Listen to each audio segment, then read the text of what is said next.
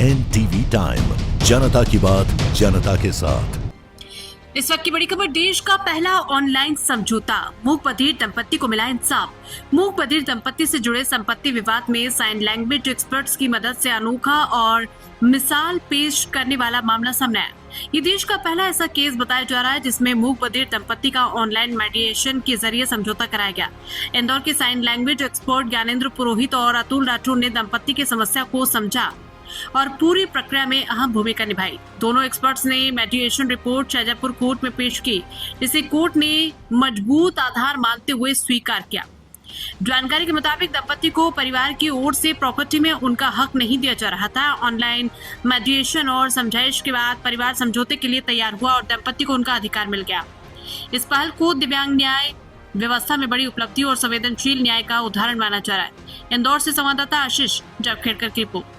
राज्य विधिक सेवा प्राधिकरण की पहल पर देश में पहली बार हमारे मध्य प्रदेश के honourable chief justice Sanjeev Sardeva साहब और जो को चेयरमैन हैं मध्य प्रदेश सालसा के श्री विवेक जोशिया साहब के मार्गदर्शन में और मेंबर सेक्रेटरी सुमन श्रीवास्तव जी के नेतृत्व में हम लोगों ने ये मेडिएशन की ट्रेनिंग अटेंड की, जिसमें 28 लोग प्रशिक्षित हुए देश भर के सारे प्रकरणों में सुलह करने के लिए। और ये देश में पहली बार हुआ है कि जब मूक बधिर और मूक बधिरों की भाषा को समझने वाले 28 लोग तैयार हुए हैं जो पूरे देश भर में मूक बधिरों के मामले सुलझाएंगे।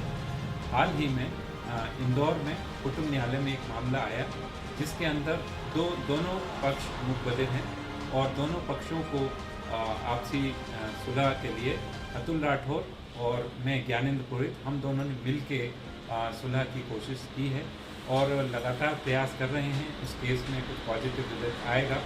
इस तरह के और भी केस एक और हुआ है शाजापुर का, जिस केस में मीडिएशन हुआ है और उसमें सफलता मिली ऑनलाइन मीडिएशन में कि दोनों एक परिवार का विवाद था जो कि सुलझाया गया है और इस तरह से पूरे देश भर में मूक बधिरों के मामले मध्यस्थता के माध्यम से जो सुलझाए जा रहे हैं। धन्यवाद।